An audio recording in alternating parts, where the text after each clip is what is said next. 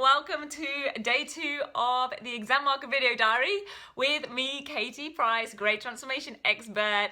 This is my second installment of my 2017 Exam Marker Video Diary, where I love to share with you the takeaways that I get from each and every day of exam marking. It goes for about 5 days. Yesterday was training and some marking of real papers. Today was second round of training and more marking of papers. What I really wanted to share with you when I got back this evening is something pretty big that I've really particularly noticed on one of the questions out of the 2 pretty large extended questions that I'm marking.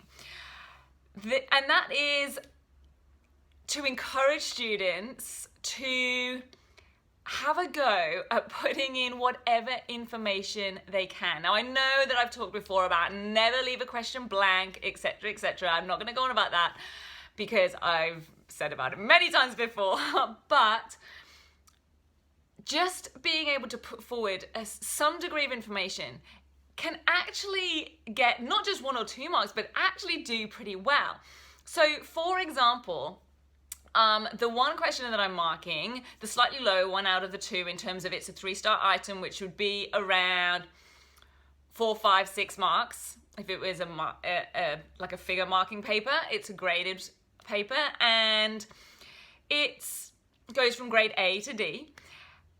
It asks for students to respond with referring to 2 elements from the stimulus, and it asks students to do some analysis and description and linkages around those 2 elements in terms of relating it to an idea that they can see in the image. And amazingly, even though it asks for 2, if students do a really good job of 1, they can still get a B grade.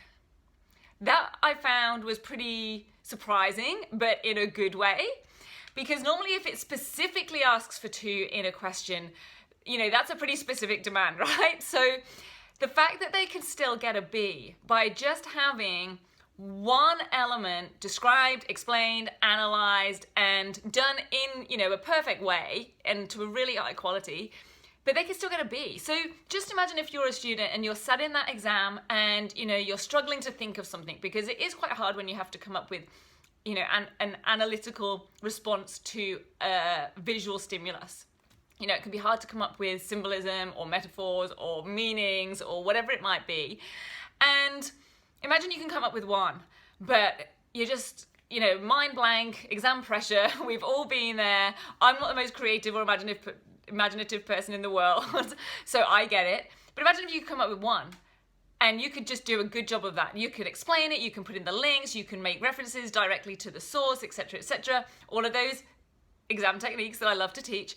Imagine if you did that really well. Oh my goodness, you could come out with a B, which even if students did a half decent job of 2, they're only going to be on a C. Like, that's a very vague description of their marking guide, but that's true. A half decent job of 2 gets them a C, but if they do a really great job of 1, they could get a B. Now, that might mean that they actually have 2 things in their response, and we create, like, the one of them is so good that it can get that B grade.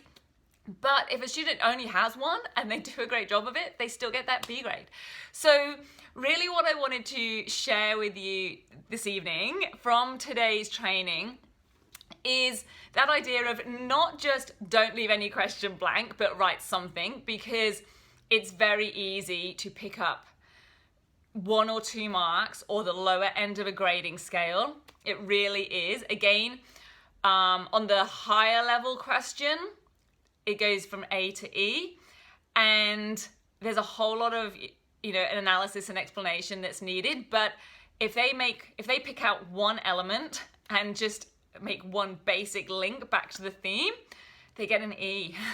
So this isn't to sort of bring things down and not be talking about aiming for the highest levels. It's about, like I said, always getting most bang for your buck and making the most of the time that you have in an exam. And also not panicking if you don't feel like you can do a perfect job of it. So that's my message for today.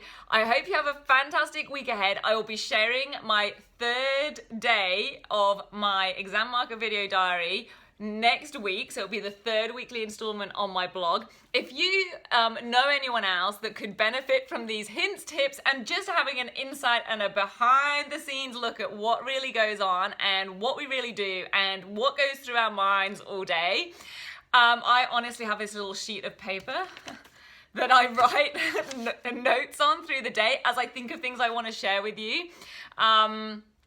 Which certainly not everybody is in there doing. I don't know anyone else that does that, but I definitely do it because every time something comes up, I go, oh, I really want to mention this. So this list is growing. But if you have anyone that you know would benefit from this, then feel free to share this post. It'll be on Facebook. Please share it. Please tag somebody, like it, love it, whatever it is that you can do. Give me some feedback. Put me a comment below, either on the blog or in the Facebook feed. And until next week, have a fantastic week.